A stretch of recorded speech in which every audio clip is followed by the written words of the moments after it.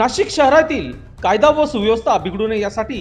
Nashik police आयुक्त संदीप कर्णिक यांनी 9 मार्च ते 23 मार्च 2024 या दरम्यान महाराष्ट्र पोलीस कायद्यानुसार शहर आयुक्तालय हद्दीमध्ये मनाई आदेश लागू केले आहेत. त्याच अनुषंगाने नाशिक लोकसभा निवडणूक पार्श्वभूमीवर नाशिकच्या देवळाली गाव येथे दिनांक 17/4/2024 रोजी गणेश मंदिराजवळील सार्वजनिक पार येथे ऋषिकेश चंद्रकांत पवार वय वर्ष 21 राहणार देवळाली गाव तेली गल्ली सुन्नवाडा नाशिक रोड हा मनाई आदेशाचे उल्लंघन करून स्वतःच्या कब्जात धारदार चॉपर बाळगून दहशत करताना मिळून आलेले त्याच्या ताब्यात घेऊन त्याच्या विरुद्ध उपनगर पोलीस स्टेशन येथे महाराष्ट्र पोलीस कायदा कलम 37(1)(3) चे उल्लंघन कलम 135 प्रमाणे